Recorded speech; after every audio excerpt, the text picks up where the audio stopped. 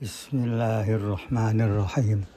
Inna lillahi wa inna ilaihi raji'un. Lebih dari 85 korban perkosaan di bulan Mei tahun 1998 dan banyak korban yang akhirnya dibunuh untuk membungkam mereka.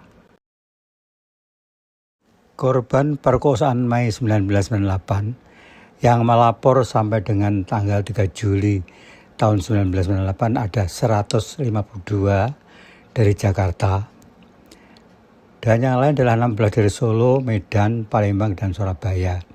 Ini adalah yang berani melapor. Jadi totalnya ada 168 wanita yang berani melapor.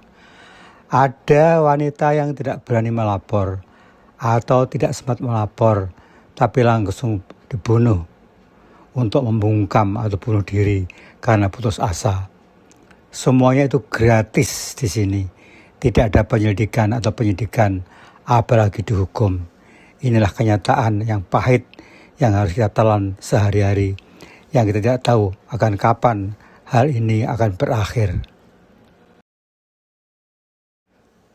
Komnas Perempuan menyatakan berikut.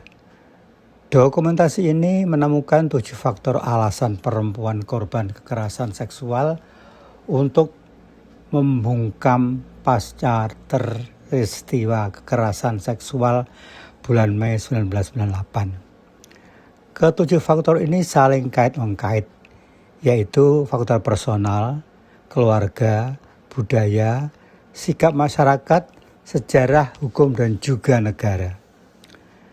Ketidakpercayaan terhadap kesungguhan negara untuk menangani kasus kerusuhan Mei 1998, khususnya kekerasan seksual di bulan Mei 1998 tersebut, terutama menguatkan alasan bagi korban untuk memilih bungkam.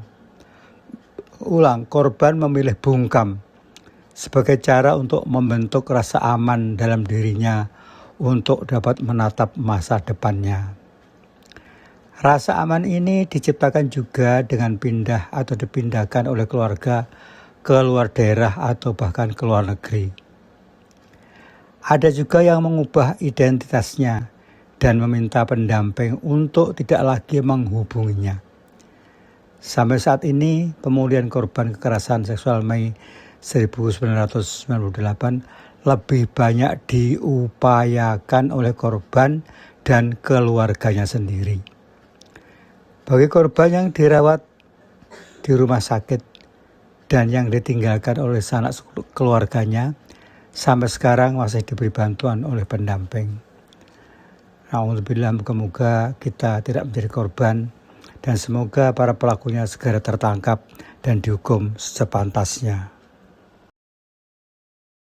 Inilah kisah yang sangat tragis dan mengerikan yang kita ambil dari Wikipedia.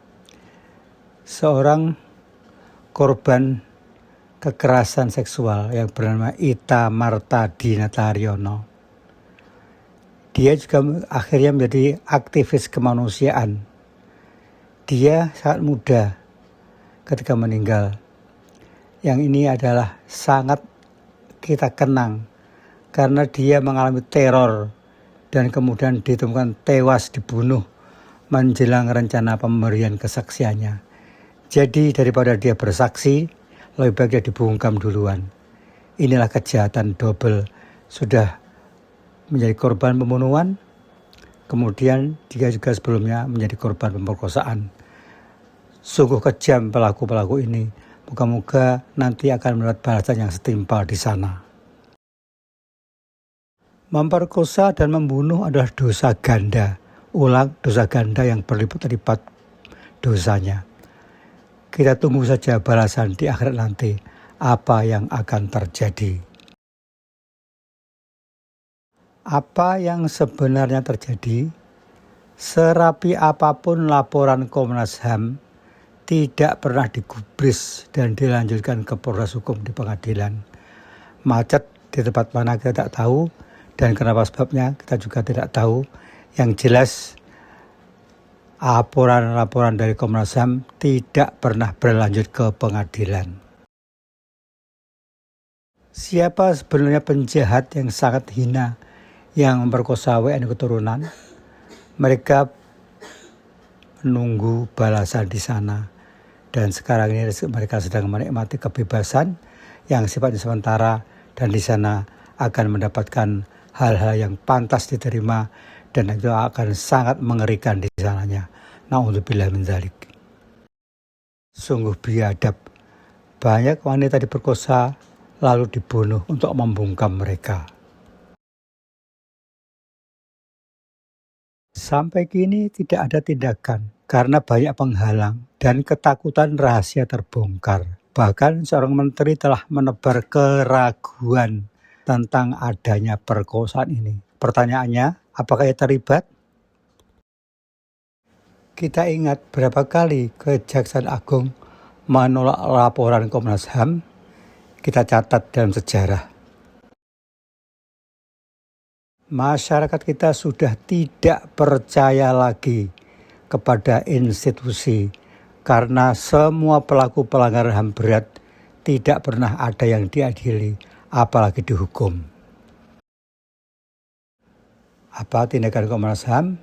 Kita akan tunggu apakah Komnas HAM masih kokoh berlanjut membuat laporan yang teliti dan diserahkan kepada Kejaksaan Agung, atau Kejaksaan Agung yang menerima berkas itu kemudian memasukkannya ke dalam peti es yang sampai sekarang tidak ada kelanjutannya. Moga-moga kita selamat dan tidak mengalami hal-hal yang tidak diinginkan, baik buat kita maupun keluarga kita. Amin.